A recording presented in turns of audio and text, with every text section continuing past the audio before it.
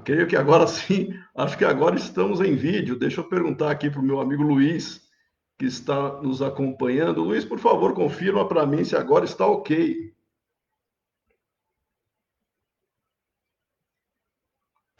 Vamos aguardar só um minuto aqui.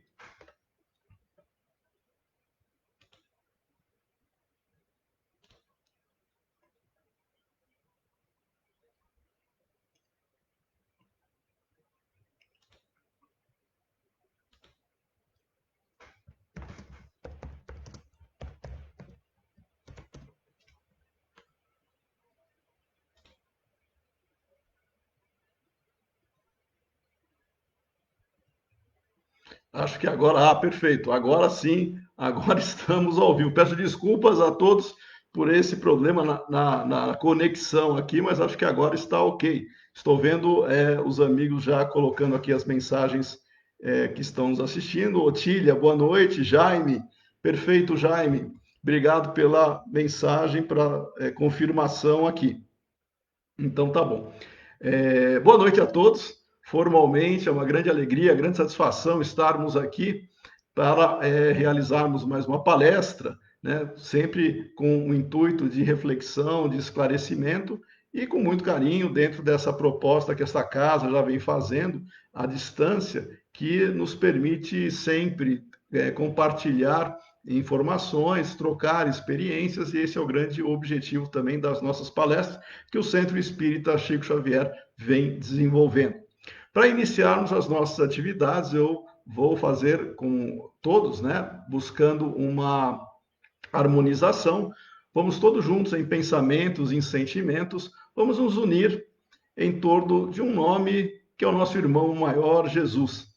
Vamos pedir a Jesus que nos ampare, nos auxilie, nos esclareça, nos oriente, que possamos, inclusive neste momento, através de nossas reflexões, olharmos para nós, buscando nos aprimorar, buscando crescer, nos fortalecer, para sermos chamados filhos de Deus.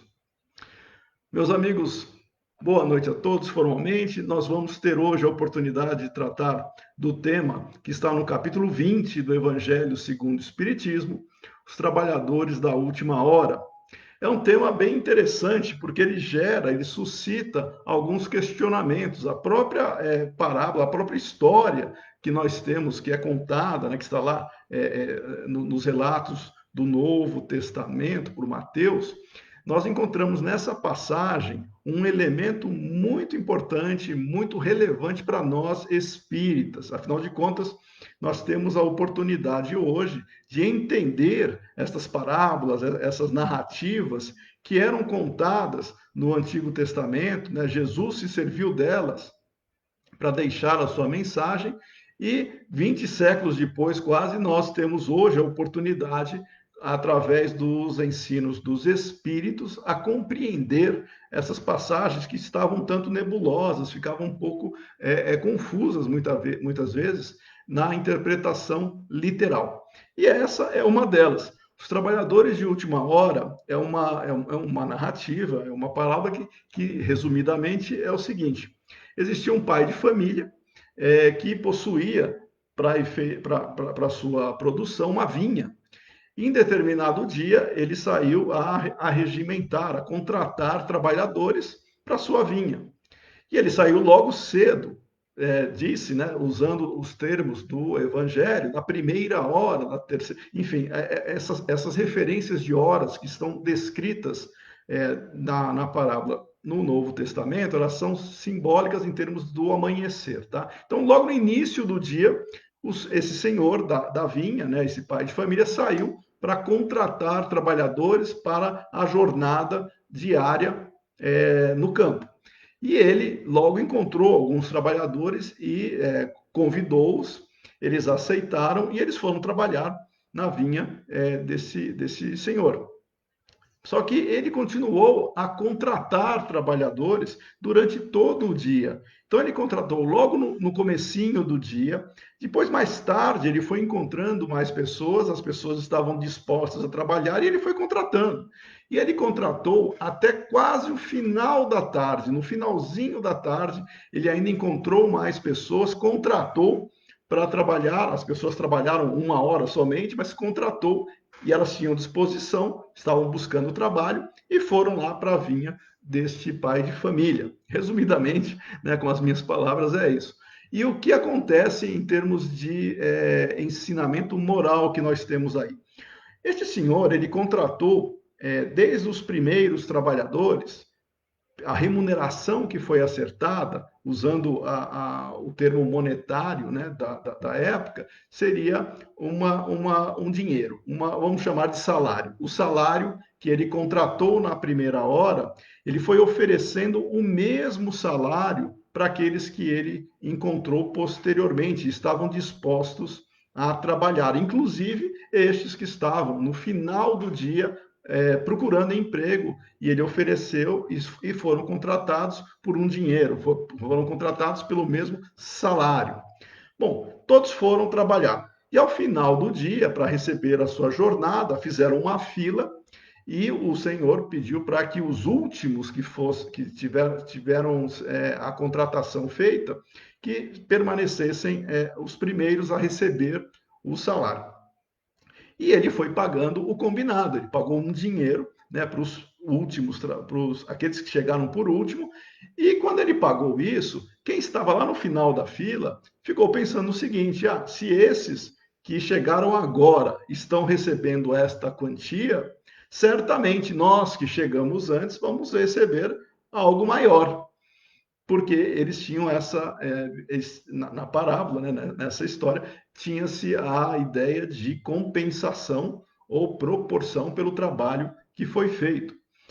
Qual não foi a surpresa deles quando, ao estender a mão para receber o salário, eles receberam exatamente a mesma quantia que, na verdade, haviam sido contratados por ela, mas eles esperavam receber mais. E, ao se deparar com aquilo, eles ficaram revoltados, eles reclamaram e chegaram até a ofender o senhor da vinha, dizendo que ele era injusto, porque como que aqueles que chegaram por último receberam a mesma coisa que eles que estavam trabalhando o dia inteiro também. Eles ficaram lá debaixo de sol, desenvolvendo as atividades para receber uma certa quantia que havia sido combinada quando foram contratados, e os outros, chegando mais tarde, receberam a mesma coisa. Né? Isso gerou indignação, que é relatado. E o Senhor, né, respondendo, lembrando que nós estamos falando de uma narrativa com um ensinamento moral e tem encerrado nela um fundo a ser considerado, e nós não podemos tomar isso na literalidade, né? O Senhor da vinha diz o seguinte: eu te contratei por um salário, e foi exatamente o que você recebeu, esses estavam reclamando. Então não adianta você reclamar, porque é justo o que eu estou lhe pagando. Você é que não está reconhecendo essa remuneração e está querendo mais, porque os outros que chegaram depois, não foi porque eles estavam ociosos, ou que eles não quiseram, ou não tinham a vontade de trabalhar. Eles só foram localizados, o Senhor só os achou no final do dia, e eles estavam procurando trabalho e estavam dispostos a se oferecer com boa vontade. Então, o que nós entendemos nessa relação aparentemente, se nós fôssemos trazer isso para uma relação monetária, inclusive nos dias de hoje, também causaria talvez uma surpresa, um espanto para qualquer pessoa que se atentasse ou se apegasse exclusivamente no valor monetário do tempo trabalhado. Só que simbolicamente encerra-se nessa passagem algo muito maior. Eles foram pagos não com a moeda em si, que é o simbolismo que está por trás disso. Eles foram pagos com a justiça, eles foram pagos com a oportunidade do trabalho e da remuneração que eles fizeram por merecer. Não que quem trabalhou mais ou quem trabalhou menos, se nós pensássemos, claro, proporcionalmente, em termos de dispêndio de energia, dispêndio de forças para cumprir a tarefa, claro, quem chegou por último, ele despendeu muito menos força do que os primeiros. Ninguém está negando essa situação. Mas o que gera surpresa é justamente o simbolismo desse salário que foi pago. O salário que foi pago não implica em trazer para a discussão questões de justiça monetária. Se tivesse algum sindicalista lá, já estava também querendo fazer greve, alguma coisa. Não é nada disso. O que está por trás desse simbolismo que os espíritos nos explicaram é porque essa relação que nós encontramos nessa passagem, nessa história, ela demonstra uma relação de evolução do tempo, né, dessa jornada diária, mas seria a evolução do espírito em se autodesenvolver e buscando atividades que pudessem lhe proporcionar também condições deste desenvolvimento. E o ritmo, ele é diferente entre nós espíritos. Por quê? Porque existe uma relação, se nós pegarmos a história da humanidade, quem que os espíritos colocaram, os espíritos que se comunicaram com Kardec para explicar a parábola, qual é a relação que eles apontaram?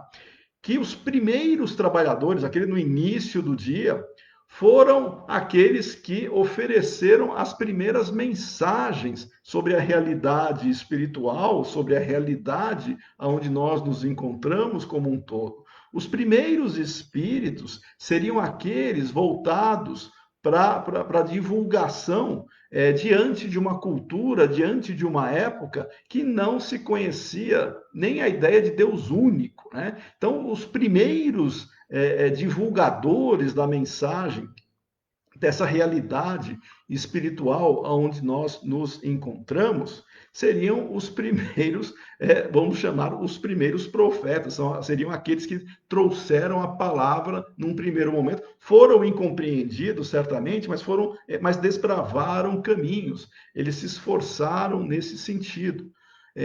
Depois foram vindo, através do tempo, novas pessoas, espíritos que já com o tempo do desenvolvimento moral, do desenvolvimento intelectual, contribuíram para a divulgação dessa chamada palavra divina, que é o que está escrito, né, que se usa no Evangelho, sem ter a preocupação se os primeiros começaram antes.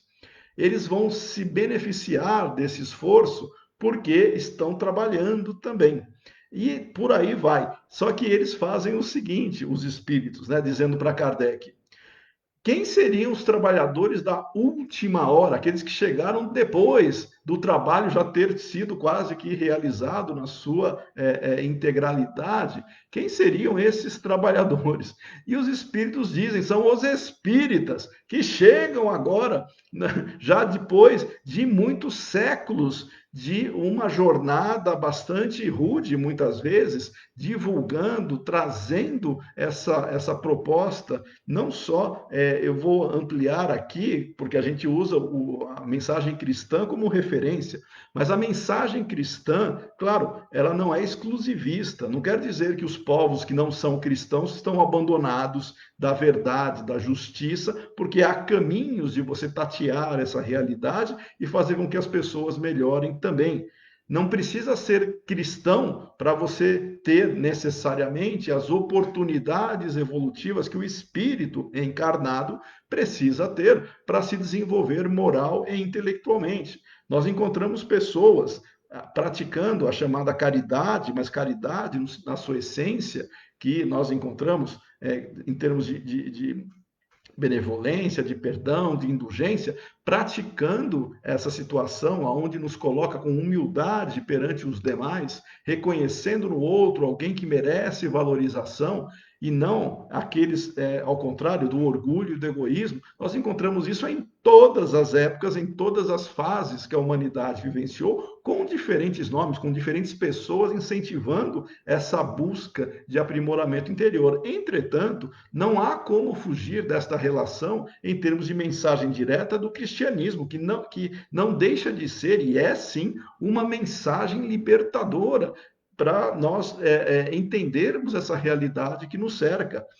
Moisés, sendo dentro do processo evolutivo das ideias, que é tratado no Evangelho segundo o Espiritismo, no capítulo 1, Moisés, através de suas leis, ele vem apresentar a ideia de um Deus único diante de uma sociedade, diante de um período onde existiam vários deuses, que era o politeísmo, aonde não se prezava pela unidade divina, mas aonde se tinha diferentes perspectivas dessa relação com algo superior, mitológico muitas vezes, porque a humanidade sempre teve a oportunidade de interpretar a realidade, trazendo símbolos, trazendo, claro, fantasias também, mas sempre dentro do limite de conhecimento de cada um.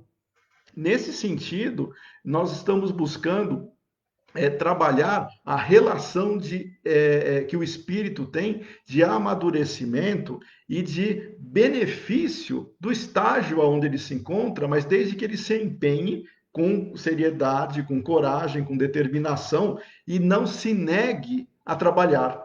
Aí está uma das chaves para entender essa parábola. Nós não podemos nos negar a trabalhar. Os trabalhadores da última hora, que nós resumimos aqui, eles não estavam se negando a trabalhar, eles não tiveram a oportunidade anterior de conseguir o trabalho. E uma vez que apareceu a oportunidade, eles agarraram o trabalho e se empenharam em realizar, ainda que aparentemente com um tempo muito menor. Entretanto, para nós espíritos, esta questão de tempo é totalmente relativa. Nós podemos trazer isso para a reencarnação. A reencarnação em si, ela trabalha com um aspecto individual, de autoaprimoramento, de realização pessoal. Todos nós, desde o momento que fomos criados, simples e ignorantes, conforme a orientação dos próprios espíritos, nos baliza a todos. Não há distinção, não há seres privilegiados. Todos nós fomos criados individuais, mas fomos criados para trilhar essa jornada evolutiva, desenvolvendo o potencial que nós carregamos, e é o potencial com a marca divina. Nós somos filhos de Deus, somos criaturas divinas, não nos igualamos a Deus, porque Deus é único. Deus, dentro da sua perfeição, ele não se iguala, ele não tem dois ou três ou quatro ou mais seres como Deus. Nós não podemos definir Deus como nós nos entendemos. Tanto é que na questão número 1 do Livro dos Espíritos, ao se perguntar, ao se questionar que é Deus e não quem é Deus, nós já identificamos aí como inteligência suprema, causa primária de todas as coisas. Se Deus é a causa primária, ele não foi criado. Deus é eterno e no nosso nível de conhecimento não podemos ir muito mais além disso. Tanto é que na questão número 2, quando trata da questão do infinito, infinito é tido como desconhecido. O universo para nós ainda é um grande desconhecido, porque nós estamos tateando não só no aspecto material, mas também dentro da realidade espiritual, conforme o nosso nível evolutivo. E nós, espíritos, desde o momento da criação, estamos em diversas experiências em contato com a matéria. No caso do espírito que já desenvolveu, já despertou para a razão, nós, né, que os espíritos fazem, são seres inteligentes do universo que já despertaram para essa situação que os espíritos fazem ou comparam com um processo de individualização, mas não em termos de individualidade enquanto identidade.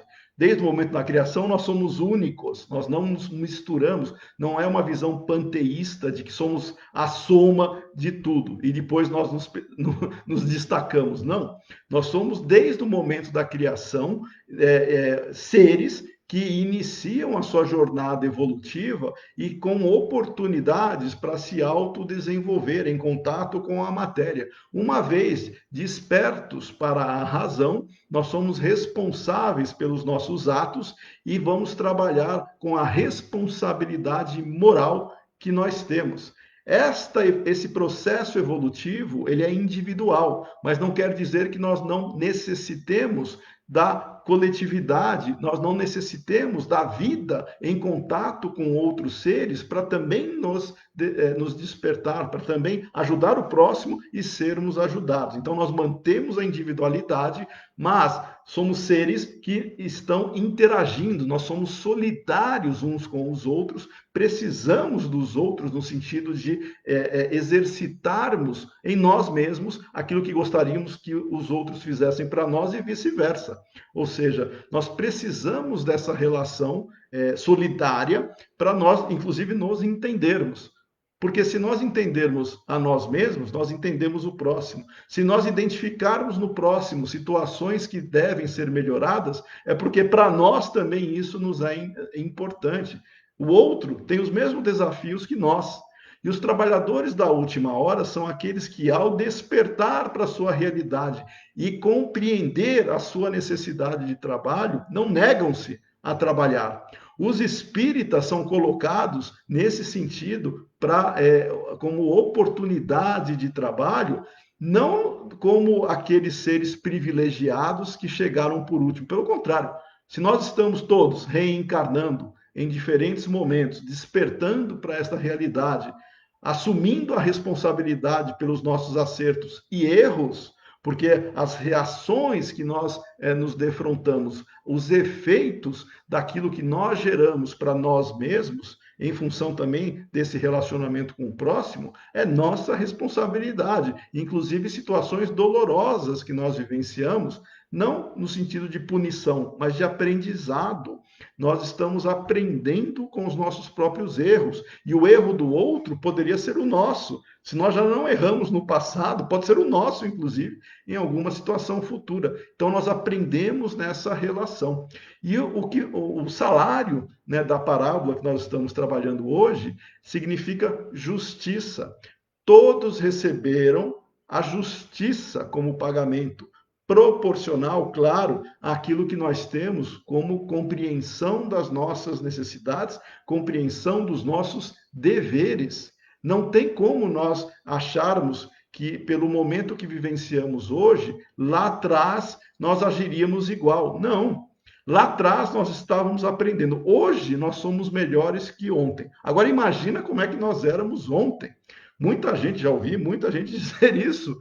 Ah, certamente eu estou reencarnado aqui, mas eu me lembro, eu tenho resquícios ou fico sensibilizado quando escuto alguma passagem de Jesus, alguma coisa voltada naquela época de 2000 anos atrás. Então, talvez eu estivesse imbuído ou envolvido nesse processo.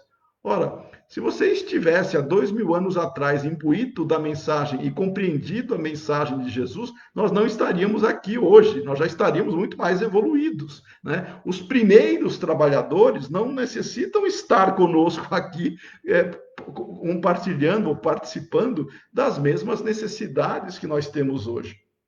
Nós estamos, cada um no seu ritmo. E no nosso caso, espíritas, nós sabemos quando a reencarnação ela tem como princípio a justiça divina. O maior exemplo de justiça divina é a reencarnação. Então, cada oportunidade que nós temos, nós vamos ser pagos com o salário da justiça. Se nós trabalhamos bem, nós vamos receber exatamente, proporcionalmente, os benefícios daquilo que fizemos. Se nós nos omitimos, se nós erramos, de maneira consciente, se nós adotamos procedimentos ou práticas que nos prejudicam ou prejudicam o próximo, nós vamos ser pagos também com o mesmo salário, com a justiça. Essa justiça, ela é proporcional ao que fizemos e vamos entender, às vezes de maneira muito dolorosa, que nós deveríamos ter agido por outro caminho. Nós temos que nos valorizar e valorizar o próximo. O amor ao próximo, que Jesus já resumiu os mandamentos mosaicos, o amor ao próximo, amor a Deus sobre todas as coisas e ao próximo como a nós mesmos, e esta relação nos pautaria como a chave para a verdadeira felicidade, para a descoberta do reino de Deus que nós já temos dentro de nós, a harmonia, a felicidade, e nós temos que descobrir e realizar isso, colocar isso perante as experiências que nós fazemos, está aqui dentro. Não é uma coisa de fora, é uma coisa interna que nós vamos aflorando. No livro A Gênese, nós entendemos um exemplo muito claro quando os espíritos nos colocam, e Kardec, né, nesse processo evolutivo, uma comparação bem pertinente. Imaginem uma árvore muito grande, frondosa, é utilizada a árvore chamada carvalho, né, que é uma árvore grande. O carvalho, essa árvore robusta, essa árvore bastante significativa em termos de tamanho, a semente dela é bem pequena. Se nós colocarmos a semente do carvalho ao lado da árvore frondosa do carvalho, visualmente, a pessoa pode falar como esta árvore enorme, né, se encontra dentro dessa semente. Potencialmente está lá. Potencialmente, esta árvore frondosa, ela está latente, esperando só o ambiente, as condições necessárias para se desenvolver. Somos nós, espíritos, nós somos sementes espirituais nos aflorando. A partir do momento da criação, nós podemos fazer a seguinte reflexão: Deus é perfeito. Se Deus é perfeito, tudo que Deus cria leva a sua marca. Nós somos filhos de Deus. Se nós somos criaturas divinas, nós carregamos a marca da perfeição em nós. Cabe a nós, nessa jornada que os próprios espíritos justificam, nós precisamos fazer por merecer este reconhecimento, esse aflorar, da mesma maneira que a semente ela necessita do sol, da chuva, absorver nutrientes, precisa vivenciar. Claro, a árvore ela não sente dor de expansão, mas simbolicamente nós temos que crescer. E a dor do crescimento, que é necessária, ela não é algo ruim, ela é algo benéfico quando nós estamos nos desenvolvendo e compreendendo aquela situação. Nós estamos crescendo, nós estamos nos expandindo internamente para nos tornarmos melhores do que ontem. E pelas leis que os próprios espíritos relataram, as leis naturais, nós não voltamos para trás.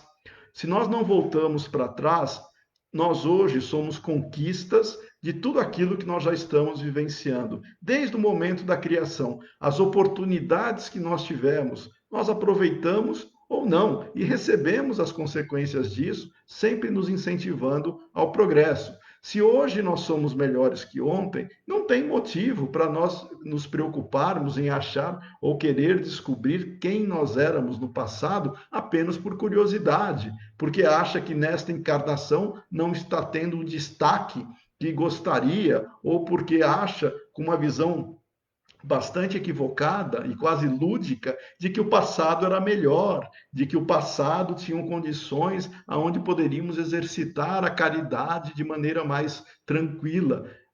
Não é isso, é o contrário. Nós somos fruto, a sociedade é fruto do nível moral dos seus habitantes, dos seus indivíduos.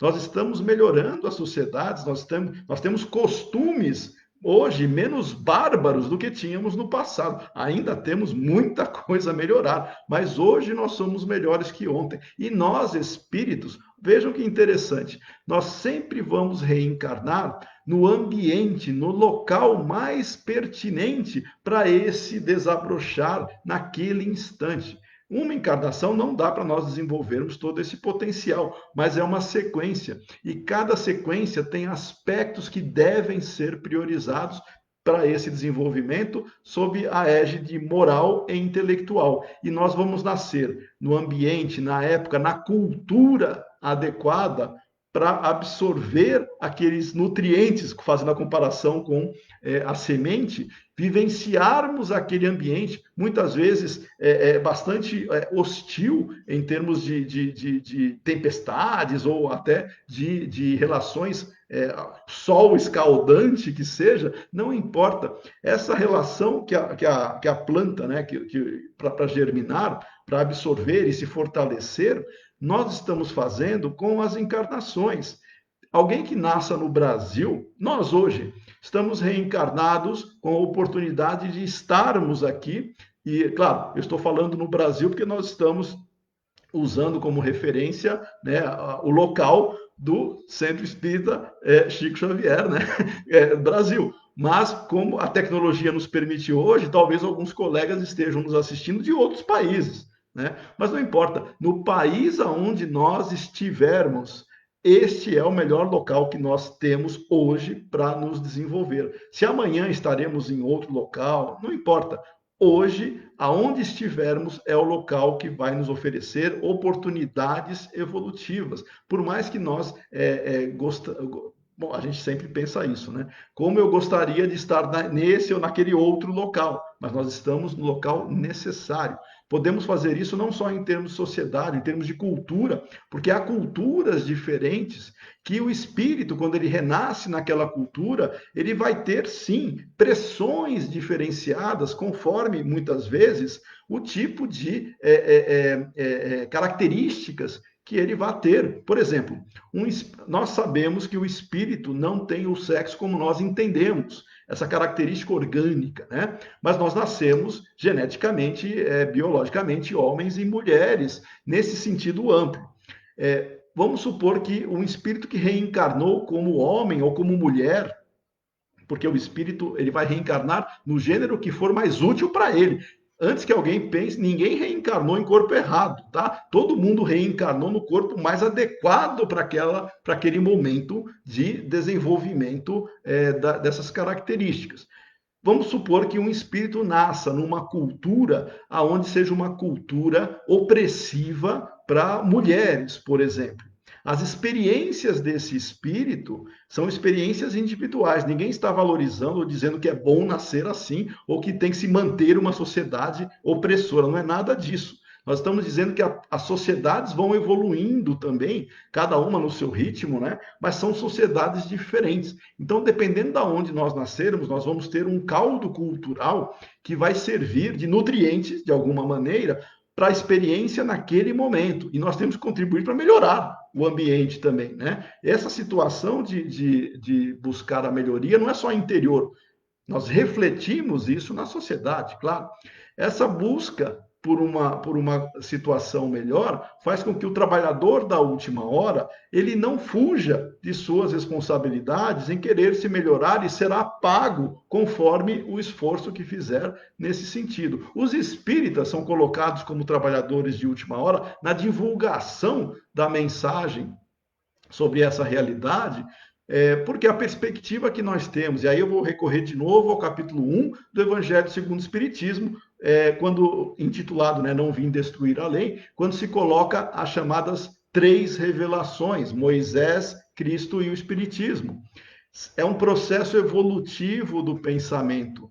Não quer dizer que parou-se no tempo quem viveu naquela época, ou mesmo Moisés, ou mesmo Jesus. Jesus não participa de mais nada, só participou daquele. Jesus participa do Espiritismo? Claro! Jesus, o Espírito que está atuando também fortemente na divulgação do Espiritismo. Então, quando a gente fala que Jesus veio trazer, no momento adequado, uma mensagem libertadora diante de um caldo cultural que existia naquele momento, era aquela situação, e nós poderíamos ou não estar encarnados naquele instante, mas nós temos que aproveitar o desenvolvimento das ideias. Entre Moisés e Jesus, cerca de 1.200 anos entre Moisés e Jesus. Entre Jesus e o Espiritismo, mais 1.900 anos aí nesse período. Ora, se nós é uma escala milenar. Nós, espíritos, estamos reencarnando nesse período. Só aqui no planeta Terra também não. A gente viu lá a pluralidade das existências e dos mundos. Então, e os mundos são solidários. Não é o tema de hoje, mas para nós não fecharmos o processo evolutivo na Terra, né? Mas nesse caminho evolutivo, nós temos a compreensão. Hoje nós somos melhores que ontem. E desde o instante que nós nos comprometemos a trabalhar, a melhorar, a buscar a melhoria interior mostrando isso, ajudando o próximo a se melhorar, nós estamos crescendo também. A caridade, na sua essência, é a exemplificação da compreensão daquilo que nós temos sobre justiça e sobre relevância em tratar o outro como gostaríamos de ser tratado. Essa relação, num primeiro momento, ela é intelectual. Nós, espíritas, lemos lá. É importante fazer o bem ao próximo. Por que é importante? Porque isso faz parte do exercício do desenvolvimento moral para combater o orgulho e o egoísmo, valorizando a humildade, a benevolência valorizando o perdão, a indulgência, que são características que vão nos fazer autodescobrir. O autodescobrimento é o grande processo, é a questão 919 lá do Livro dos Espíritos. O autodescobrimento é aquilo que vai nos tornar melhores em termos de possibilidade de compreender a nossa situação e ajudar o próximo e buscarmos a verdadeira felicidade, que não é deste mundo ainda pelo nosso nível evolutivo, mas nós estamos buscando esta felicidade que Jesus sempre colocou no futuro, na ideia de reino de Deus, que está em nós. Isso é muito importante. E aí nós vamos construindo essa trilha para o caminho que nós tanto almejamos, que é a paz interior. Paz, felicidade, não é um objeto, não é algo, como nós falamos no começo, que vem de fora para dentro. É algo de dentro para fora, que se exterioriza, que começa num processo interno de autodescobrimento e nós aplicamos isso externamente. Nós sabemos que céu e inferno, eles não existem em lugares geográficos, né? Como tradições religiosas costumavam, e pelo nível de conhecimento que se possuía e pela necessidade que a humanidade passava sempre de se ter esta relação de temor, né? Se fizer isso, vai acontecer aquilo, na ideia de temor, que é o que Moisés fazia. O Deus de Moisés era um Deus que despertava temor. As pessoas deveriam cumprir os chamados mandamentos, as leis mosaicas, que são muito mais, né? Tem os 10 mandamentos e tem as leis mosaicas, que Moisés aumentou em quase 600 leis. Essas leis mosaicas regravam, disciplinavam como é que o povo deveria viver. Mas eram leis civis, eram leis para aquela época, que não eram leis perenes, leis eternas, né? Os mandamentos, Jesus resumiu em 2. Amar a Deus e ao próximo. E o Espiritismo vem dar a chave para compreender toda a mensagem que Jesus nos deixou e ampliar isso, explicitar aquilo que o próprio Jesus já dizia que ele não poderia falar, porque as pessoas não iriam compreender. Sabia que as suas palavras seriam distorcidas e rogaria ao Pai para enviar o Consolador. O Espiritismo atua como consolador no esclarecimento. Quando nós sabemos quem somos, de onde viemos e para onde iremos, nós respondemos às questões que sempre intrigaram a humanidade e geravam angústia existencial. Nós vencemos a morte, não pela crença quase infantil de uma promessa, acredite porque é assim. Nós vencemos a morte porque nós temos como conversar com os mortos. Nós temos como entender esta mensagem, não no sentido supersticioso, porque a mediunidade sempre foi um fenômeno natural. Desde os primórdios da humanidade, o homem teve contato com espíritos, mas a interpretação disso variava de época para época. Nós já estamos hoje num momento onde interpretamos isso de maneira a compreender as leis naturais, e não está restrito a um grupo pequeno de iniciados, né, ou de pessoas que tenham somente uma capacidade intelectual. Isso é aberto para todos. A vantagem do Espiritismo é a sua simplicidade e clareza, mas não quer dizer que nós não tenhamos profundidade nesse processo. Os trabalhadores da última hora, eles serão cobrados pelo que fizerem nesse tempo de atuação, porque tivemos no passado expoentes, pessoas que exemplificaram o que nós temos que fazer hoje. Nós temos que amar ao próximo. Esses que já vinham amando ao próximo através dos tempos, esses espíritos, eles vão se aperfeiçoando. Hoje, com certeza, estão muito melhores do que quando estavam lá. Nesse sentido, cabe a nós também aproveitarmos isso, não achando que, então eu reencarnei agora, eu não reencarnei antes. Não, poderia estar reencarnado antes também, só que nós não fazíamos o que deveríamos fazer, ou muitas vezes não queríamos ter esse compromisso, ou nós fazíamos errado, ou tínhamos dificuldade de compreensão mesmo. Hoje, o conhecimento traz responsabilidade. Responsabilidade implica em saber exatamente que quanto mais nós agirmos para o nosso bem, para o bem do próximo, mais nós seremos efetivamente responsáveis por isso, e inverso também. Se nós não agirmos de maneira consciente, nós vamos ser responsabilizados pelo bem que nós não fizemos. Não é só fazer o bem, é fazer o bem toda hora, toda vez. Mas é muito difícil.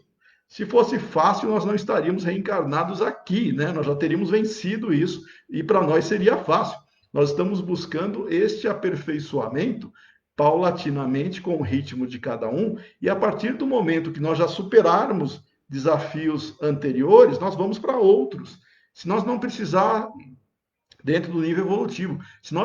Se a Terra não oferecer mais elementos ou condições para o nosso desenvolvimento, a gente vai para um ambiente propício para fazer isso dentro do universo. Não tem restrição quanto a isso. E aí vem a grande vantagem do Espiritismo, nos propiciando esse conhecimento, também nos alertando sobre a responsabilidade, mas não tirando de nós esse mérito de, com as nossas próprias forças, lutarmos pelo que nós acreditarmos ser corretos para o nosso desenvolvimento interior. Não é também de fora para dentro que a gente vai mudar as pessoas. A gente sempre quer mudar o próximo, né? E de maneira normativa. Dar sermão, todo mundo adora, né? Você deve ou deveria ter feito isso, isso e isso. Mas e nós?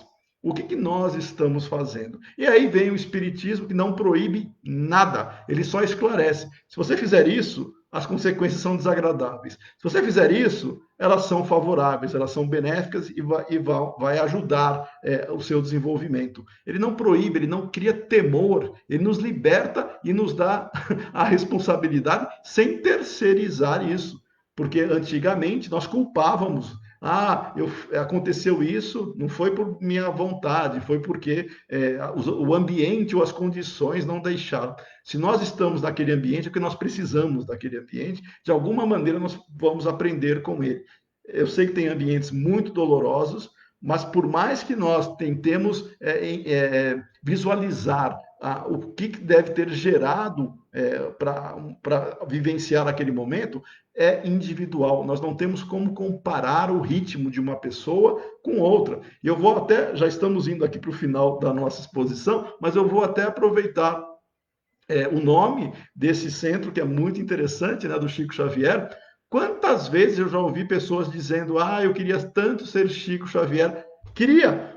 Sabe o que o Chico já passou, sabe o que ele já vivenciou, sabe o esforço que ele teve que fazer para se desenvolver e atingir um nível moral capaz de fazê-lo ser reconhecido por espíritas e não espíritas como uma pessoa diferenciada, como uma pessoa que merecia e merece, claro, todo o respeito pela prática da caridade que ele fez. Não é porque a pessoa se destaca nesse sentido que nós não podemos imaginar os esforços que ela fez para viver isso. E não vem de uma encarnação, são várias encarnações. Se nós quisermos saber quem nós seremos na próxima encarnação, vamos imaginar esta daqui, o bem que nós estamos fazendo ou o mal que eventualmente estamos deixando acontecer. Se nós buscarmos um autoaprimoramento, nós podemos ter certeza que nós estamos no caminho de vivenciar experiências para continuar esse desenvolvimento. Se nós insistirmos em erros que nós precisamos superar, nós continuaremos a nos defrontar com esses erros até aprender. Não há fórmula mágica, não tem como se faz hoje nas escolas comuns, né, caminhos alternativos para a pessoa superar uma prova, né, fazendo uma comparação acadêmica, vamos chamar assim. A pessoa tem que fazer uma prova, ela tem que estudar. Ela vai estudar porque ela tem que fazer a prova.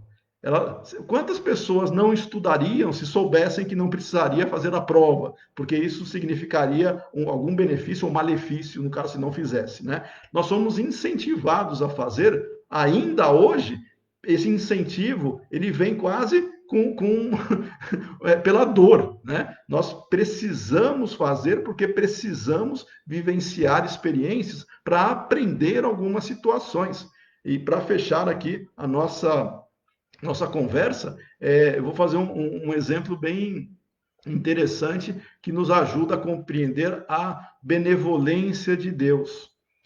Nós hoje estamos passando por momentos certamente desafiadores, e não é pela pandemia em si, é a nossa vida aqui encarnado na Terra. Quantas experiências todos nós já tivemos, experiências, algumas felizes, outras nem tanto, outras dolorosas. Estas experiências, todas elas, fazem parte de um processo evolutivo. Não é a experiência em si, é como nós enfrentamos e superamos isso. Porque cada um tem a sua necessidade. Uma vez que nós estamos superando, nós podemos e somos muito incentivados, ajudados por amigos espirituais que querem o nosso bem. Ninguém está sozinho. Por mais que possa parecer uma situação ruim, desagradável, acredite, há muitos espíritos amigos torcendo por nós, nos incentivando, nos mostrando caminhos alternativos para nós buscarmos nos fortalecer. Mas, às vezes, nós passamos por momentos que nós não compreendemos naquele instante que é algo bom, mas nós interpretamos de maneira oposta. Por exemplo, uma criança bem pequenininha, quando ela precisa ser vacinada, os pais levam essa criança ao posto de saúde, ou ao médico, enfim, aonde for necessário. E essa criança, quando ela identifica que aquela experiência de tomar a injeção, no caso, né? Que essa injeção, a picadinha ali, essa injeção vai gerar um efeito físico desagradável, né? Ela, ou vai doer, ela automaticamente cria resistência. Então, quando os pais falam, filho, vou te levar para tomar vacina ou uma injeção, claro que ele não vai gostar num primeiro momento, não é? Porque ele não compreende o benefício que seria tomar aquela vacina, aquela injeção, que faria uma prevenção de algo pior. Nós podemos nos imunizar de coisas que poderiam prejudicar seriamente, não só a nossa mobilidade, a nossa condição, ou a nossa permanência, inclusive, enquanto encarnados. Mas essas injeções que a criança toma, e nós todos tomamos, para nos fortalecer, para nos imunizar, para nos preparar, para que nós conseguíssemos superar problemas maiores, isso é um benefício. Mas na hora de tomar a injeção, a criança resistia ou até culpava os pais, né, por aquele momento. Nós somos exatamente como crianças quando alguma coisa acontece em nossas vidas, e isso que aconteceu é para nos fortalecer, mas nós encaramos isso como algo ruim, algo que está nos prejudicando, algo que dói, muitas vezes, sem entender o contexto. Nós tomamos várias injeções divinas para nos fortalecer, para nos tornar mais fortes, para nos imunizar de coisas pela frente, para aprendermos a superar situações que virão pela frente. Isso é um preparo, é um benefício. Só que na nossa visão limitada, nós olhamos muitas vezes somente os aspectos materiais e achamos que Deus está sendo injusto. Deus não é injusto. Tudo que acontece conosco tem uma finalidade, seja ela gerada por nós mesmos, e nós vamos nos deparar com elas, sejam situações que aparentemente são dolorosas ou são desagradáveis, mas que trazem um fundo de fortalecimento por trás. Nós vivenciamos isso. O trabalhador da última hora, aquela uma hora que ele teve no final do dia, se ele aproveitar bem essa uma hora, ele vai se beneficiar muito, independentemente de a gente ficar comparando aqui aquilo que nós já superamos, né?